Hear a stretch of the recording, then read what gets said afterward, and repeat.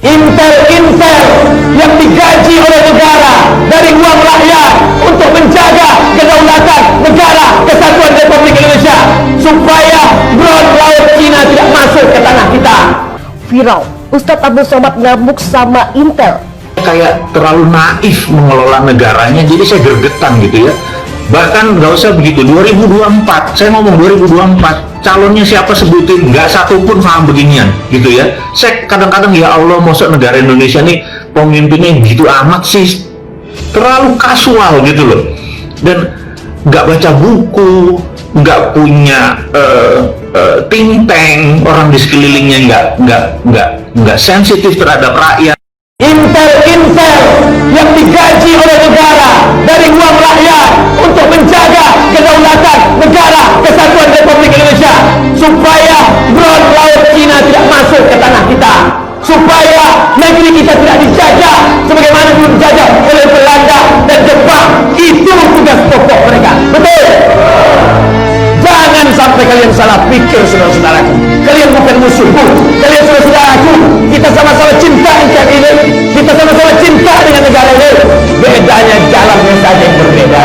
Jadi kalau ada di antara kalian tidak pakai seragam, kalian pakai baju koko, kalian pakai sorban, kalian pakai jenggot, itu tugas kalian. Silakan laporkan. Ceramah Abdul Somad tidak ada yang rahasia. Ceramah Abdul Somad di-upload di internet, didengar di radio. Ada di antara kalian yang memotong, ada di antara kalian yang mengejek, ada di antara kalian yang mencaci maki. Silakan, kita semua akan mati di hadapan Allah Subhanahu. Di belakang dinasti-dinasti ini ada kepentingan besar yang nampaknya secara tidak langsung tangan-tangan tadi yang saya sebut penjajah baru itu juga sudah mulai merambah ke sana, jauh lebih jahat, lebih keji, karena imperialis wataknya itu ingin ekspansi, ingin menjajah, sama seperti imperialis Amerika. Ini imperialis baru. Indonesia kalem-kalem aja, bahkan mengundang investasi dari Tiongkok untuk pembangunan infrastruktur. Celakanya lagi, infrastruktur yang dibangun itu adalah yang disebut pelabuhan, jalur laut, dan kereta api. Itu berarti nanti imperialis baru ini akan mudah melakukan penjajahan model baru, karena pelabuhan-pelabuhan, jalur-jalur laut maupun darat itu sudah di tangan mereka. Saya hanya ingin mengatakan di sini, nasib kita jangan seperti di negara Afrika yang namanya Angola, sampai uang Cina yang berlaku. Ustadz Abdul Somad ngamuk sama Intel. Baru kali ini ceramah Ustadz Abdul Somad UAS sampai ngamuk. Mungkin karena sudah sangat keterlaluannya kondisi yang terjadi. UAS dengan nada tinggi dalam ceramah terbarunya mengatakan, Intel yang digaji oleh negara dari uang rakyat itu tugasnya untuk menjaga kedaulatan negara kesatuan Republik Indonesia, supaya drone laut Cina tidak masuk ke tanah air kita, supaya negeri ini tidak dijajah sebagaimana dulu dijajah oleh Belanda dan Jepang. Itu tugas pokok mereka.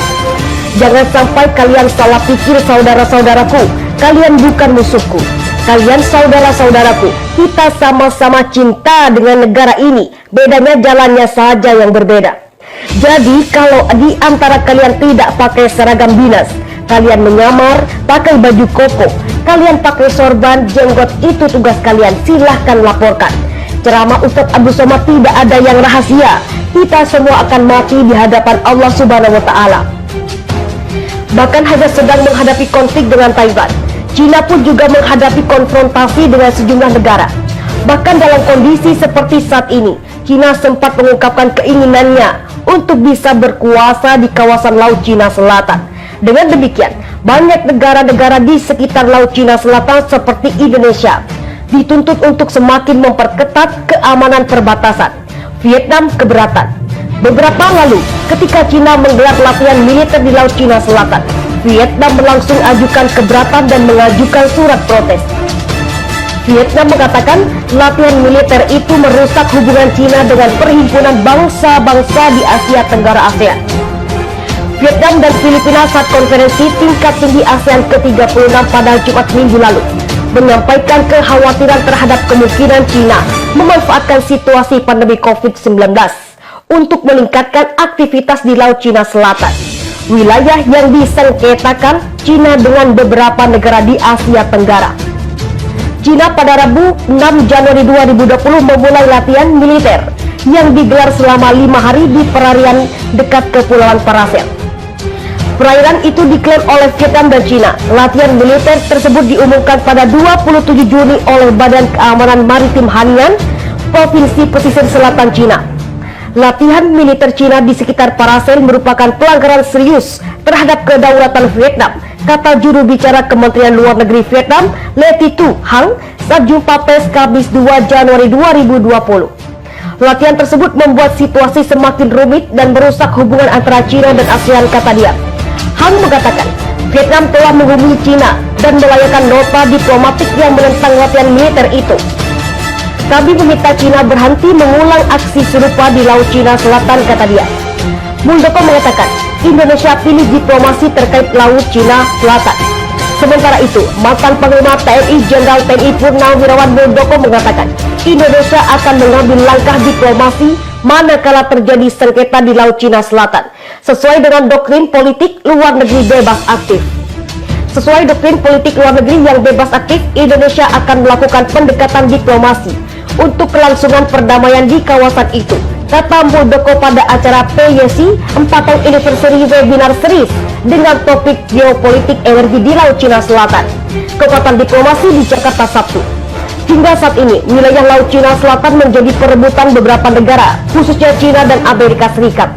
Di kawasan tersebut juga terjadi pertahanan dan perang dingin antara kedua negara adidaya.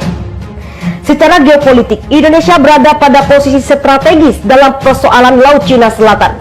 Namun, Muldoko menyampaikan, apabila benar-benar pecah konflik, Indonesia akan mengambil posisi netral, tidak memilih keberpihakan pada salah satu negara. Bukti kuat penemuan drone di perairan Indonesia, China ingin kuasai Laut Cina Selatan. Heboh penemuan drone bawah laut di perairan Selayar, Sulawesi Selatan baru-baru ini belum berakhir. Meski belum ada negara yang mengklaim drone bawah laut itu, namun banyak pihak menduga drone bawah laut itu milik negara China yang ketahuan beroperasi di perairan laut Indonesia. Bahkan setelah itu, seperti laporan Tribun Timur, Presiden China Xi Jinping tiba-tiba memberikan perintah tentaranya siaga perang. Ikuti terus penjelasannya di bawah ini. Bikin gempar, penemuan seorang nelayan di Kepulauan Selayar di wilayah Negara Kesatuan Republik Indonesia baru-baru ini membuat gempar masyarakat. Bagaimana tidak, sebuah benda yang menyerupai torpedo bawah laut ditemukan oleh nelayan tersebut. Ternyata benda tersebut adalah sebuah drone bawah laut milik China yang disebut-sebut jenis Seglider. Meskipun ditemukan tak beroperasi, drone ini memang diketahui memiliki fungsi layaknya mata-mata. Drone ini memang diketahui berfungsi sebagai alat untuk merekam dan melihat wilayah di mana benda tersebut dioperasikan. Hal itu memungkinkan pengirim untuk bisa mengetahui keadaan wilayah di bawah laut termasuk dengan arus air di kawasan tersebut.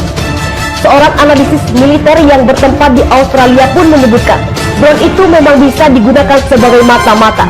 Mengutip dari Herald Sun, hasil dari pengoperasian drone itu pun bisa dijadikan bahan militer untuk mengirimkan armada laut, termasuk mengirim kapal selam tanpa terdeteksi oleh pihak keamanan negara yang dilewati. Kini Angkatan Laut Indonesia bekerja sama dengan beberapa pihak tengah mengkaji mengenai penemuan drone tersebut. Sementara itu, tak berselang dari penemuan tersebut, tiba-tiba publik dunia dikejutkan dengan pernyataan terbarunya agar tentara Cina siap untuk berperang. Senin 4 Januari 2021, Presiden China Xi Jinping secara mengejutkan menginstruksikan pada Tentara Pembebasan Rakyat Cina PLA untuk berlatih rutin. Meski tak berkaitan langsung dengan penemuan drone yang disebut-sebut sebagai Seglider, tentu saja perintah tersebut mengejutkan. Apa yang dilakukan Xi Jinping itu bertujuan untuk mengasah kemampuan operasional dan kesiapan tempur pasukannya. Melansir dari Xinhua, personal PLA juga diperintahkan untuk mengikuti pemikiran sang pemimpin. Mengutip dari Motorship, Rabu 6 Januari 2020, Xi Jinping memiliki cita-cita dan pemikiran mengenai sosialisme dengan karakteristik untuk era baru sebagai prinsip panduan mereka. Ternyata perintah untuk berlatih semakin keras oleh Xi Jinping telah dimulai sejak 3 Januari 2018 silam. Instruksi tersebut mencakup mengenai peningkatan kemampuan tempur pasukan PLA. Namun demikian, sebuah sumber mengatakan pada kantor berita Lianhe Shaobao yang berkedudukan di Beijing mengungkapkan bahwa perintah semacam itu memang biasa dilakukan. Hal itu pun disebutnya bisa berubah tinggal melihat situasi yang sedang terjadi. Perintah Xi Jinping ini disebut juga melanjutkan apa yang pernah ia katakan pada tahun 2020